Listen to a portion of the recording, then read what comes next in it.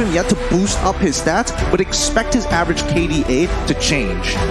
I personally agree with you. I mean, Akai itself is just a good hero, prominent hero to securing that neutral objective, and in the hands of Zayn, it's just so efficient yet so effective.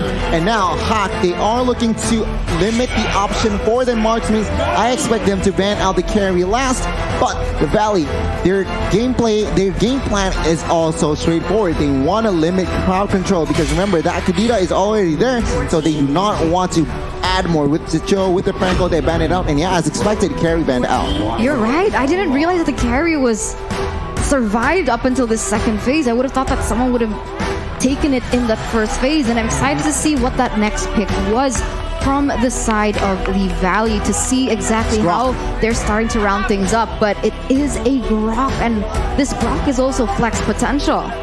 Yeah, I think Rock is really, really smart of the Valley to deny Team Hawk, because I was thinking, okay, there's only a couple of things that really work out specifically for Hawk to counter this particular composition, and Grok came up to mind, even Cho, but that's arguable, and I really love the simplicity of that Grok. So well done to the Valley. They're looking really good right now. Whoa, the change of pace! Both teams, they're sticking to what they know best, right? With the Hilda being picked up, denying that as well away from the Valley. This is interesting, right? So who is going to be able to pressure that lane in that jungle, realizing that the Valley still has one more pick up, and it should be the gold lane. It sounds like the Irithel. So they're trying to counter the Wanwan in that lane, and they also have the Lolita to counter the Wanwan as well. Very clear that the side of the Valley, they want to go front to back, right? I mean, that Grok, it doesn't have to build tank. Remember, we saw a lot of high-end dry Grok, so with Lolita and as well as Akai, who will definitely build tank, my guess is that Grok will build high damage. I don't know. This game is stressing me out, man. I feel my voice just lock up in my throat.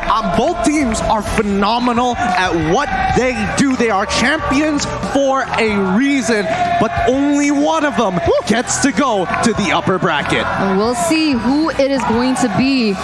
Ladies and gentlemen, are you Team The Valley or are you Team Hack? Put your predictions in the comments section as we are moments away of getting into the land of Dawn. Bagani, predictions before we get in.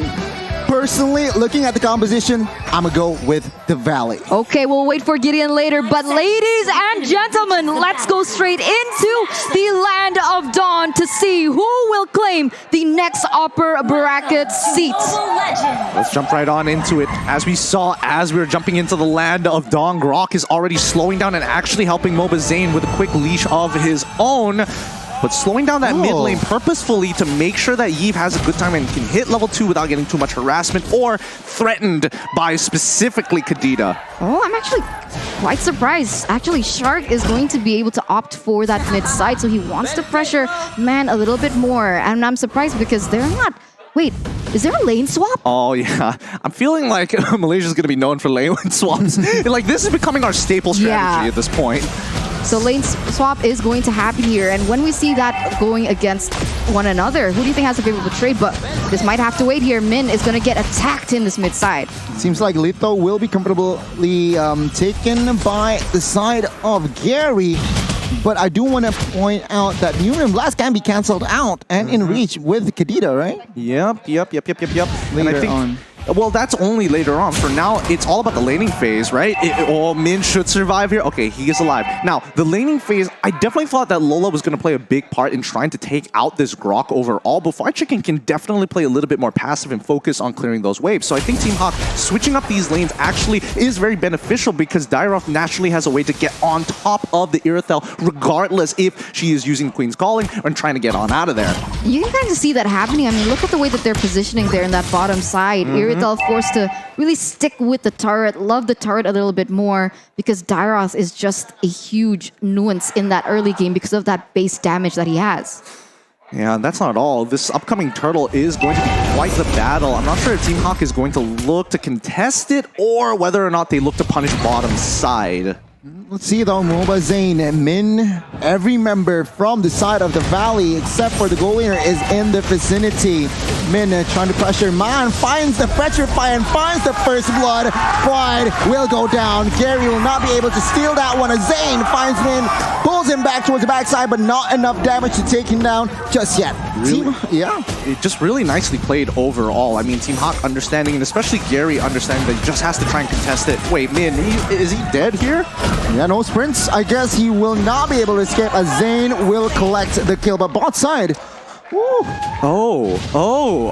Okay, so he dies on purpose to try and delay it. We already see that Basic is taking a bad trade, forced to push back, and therefore they're sending Hoon as well as Super Strike to actually compensate for the wave pushing down bot. Therefore, I'm guessing Team Hawk is most likely going to just focus on that farm, look to get the Lethal Wander, and then start pressing their advantages down on top side, but they notice there's no farm there. They can't do anything. The Valley is not one step ahead. Well, taking a look at the emblems here, again, it's just standard. And the way I see things, even though that the turtle went towards the hands of the Valley, not much of a advantage that they got. Look, it's a slow start, but it's going to snowball out of control. We've seen this many times with many different teams. It's going to go back and forth. It really comes down to a decisive fight. And I don't think the Valley is going to take it this early on until they get those first items. So right now, Min is being a huge nuisance to Mobazane there. I don't know how effective he is right now because he's not far behind Gary, but in the bottom side. The dire potential jumps in. 1, 2, 3. Bye-bye, Basic. Gary will pick up the kill, and on top of that, he will get extra goal. But now the re-engage from the Valley. They should not commit to this. I'll take a look at this 3v1. Super Shark will go down next. The Valley, they really need to be careful on this one. Yeah, they cannot disrespect the Dairoth, and especially with the armor shred, it makes it so easy for someone like Ling to quickly cut down someone as tanky as Super Shark, who naturally has the base health as well as armor to protect himself. Top side, everything. White Chicken, 1 HP. He gets almost gets taken down, but now Turtle Fight Gary gets low. He will be forced out of that vicinity. Let's see, can he make the steal? Zane, Shark is already on that turtle. 2,000, but he will not make it as Zane will find the second turtle. They're doing well. So far, the Valley continuing to control the tempo for now. And yes, bottom side is on the loss. However, I did see Lola. He first item blade a Heptases. What a mad lad. He really wants to kill Basic here. So now the Valley is trying to unlock him from that bottom side. Maybe find some gold elsewhere on the map. No, still sticking to bottom side. Seems like Panda is farming relatively well. Lola sends a danger Shark with the stun. Hoon as well. Here combination comes in. Real revelation, but take a look at the damage. Shark, low HP. He will not fall, and it will be Lola. 3-on-1 is a little just too much, and Lola suffers a death outside. But remember here, Team Hack does have an advantage in those side lanes, so they are going to have a little bit more map pressure than the Valley for the moment. And you can already see the health in that tower in the top side, where Team Hack, they're looking to get another one. But look at the delay coming in from White Chicken. He's trying to do his best to delay it. Unfortunately, it isn't going to be enough.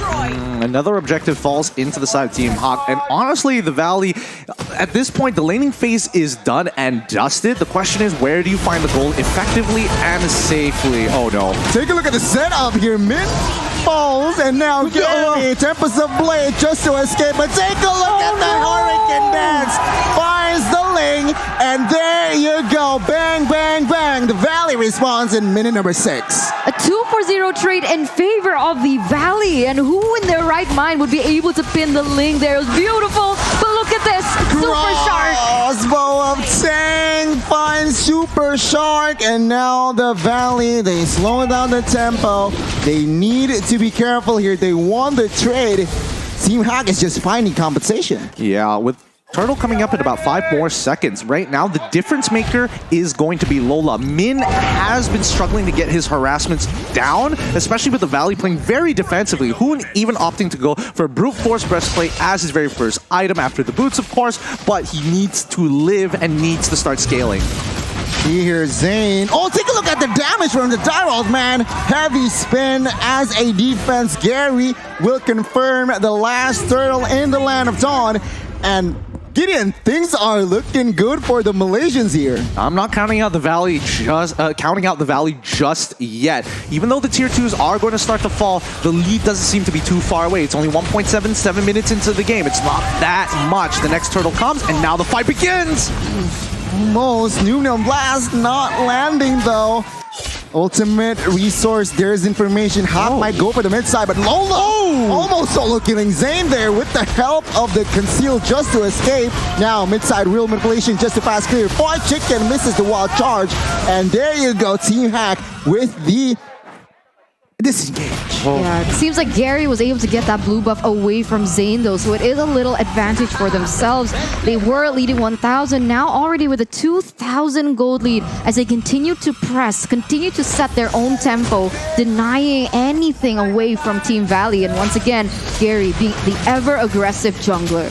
You can see here already 5 members from the Valley is in the mid side, failed to defend the tier 1, and Lola, he is very intelligent, taking down the tier 2. Well, almost TV is just in time to defend that one. Oh, top side.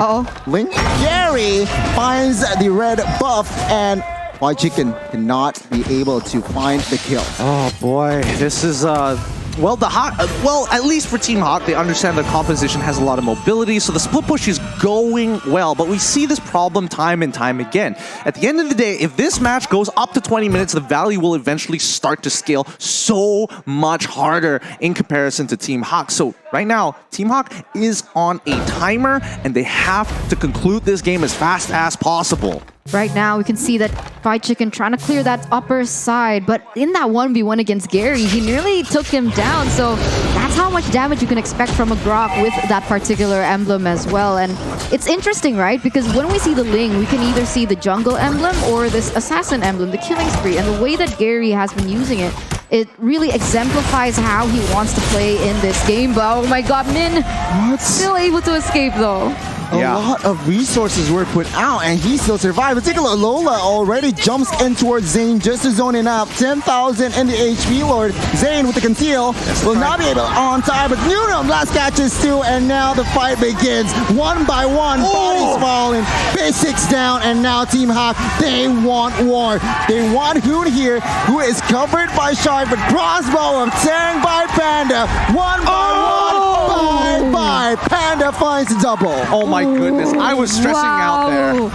I don't know about you, Eternal, but when you see a situation like that, you got what you want. You had your objective. You didn't have to fight, and yet they did. They did, and they got the way a better advantage as well. So props to Team Hack for that calculation. As you can see, the Lord is already marching down in that top side. We have 3 members, 4, 5 now up in the air, going to try and defend this. But I gotta say, the Valley, they have really good high ground aside from Panda, obviously from Team Hack. Yeah, right now, who needs to be very, very picky about when he uses that ult, right? His ult is the difference maker here, but here we go. Inhibitor in trouble. Pacer it with the defense. Real information pop. Heavy spin connecting on towards 2. No fall-off damage just yet. Basic. He wants to jump in. He needs to be careful as all of the minions is entering the base.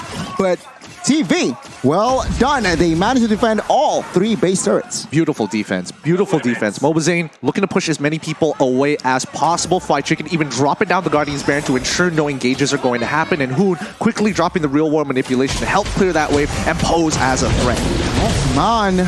Quarter HP immediately gets out of there as TV still trying to find the right engage as Team Hack established a 5,000 gold lead. Equipment's what's going on there.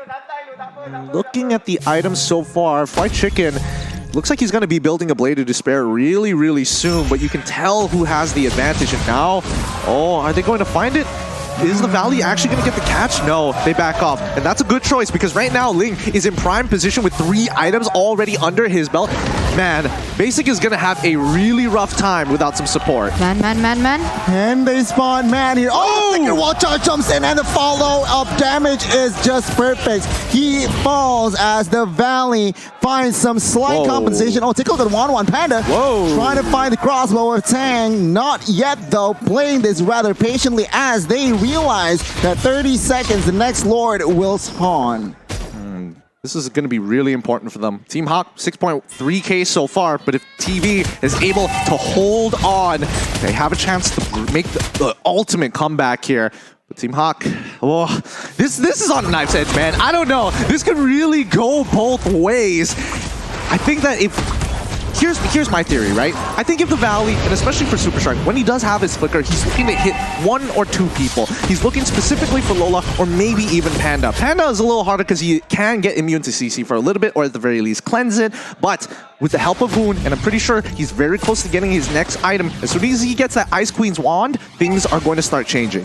Thing is, the Valley need to be very careful. With the way that they're rotating as 5, and that gives opportunity for Gary to try and pull another Echo. But look at this, Min is gonna get caught out here.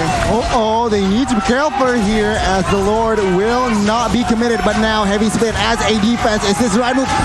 Zane gets taken down as the crossbow of Tang is just too huge. Finding the double, can he get the triple? But oh my goodness, 4 bodies from the Valley is in the Land of Dawn. White Chicken, the only one left to defend this base as Team Hack. They're looking to push that top and that mid side. Will it be enough here, Gani? We'll see. We'll see. Base turret top side will fall here. White Chicken, the sole man, while charged as a Hail Mary. And there you go. Team Hack will find the dub against the NA rep, the Valley. The next upper bracket slot is going to fall to the Malaysian representatives. Congratulations, Team Hawk. And wow, what a game by them. Beautifully executed. Very well done. Very aggressive from that early game. And it was so difficult for the Valley to get any opening on the board. Upper bracket secured. Even the owner, he's like, nah, don't worry. This is only one step before we take our leaps of faith here at M4. But what a game. Very clean, very tactical, very much on the macro and split pushing of this map. As an Akai, right, you really want to have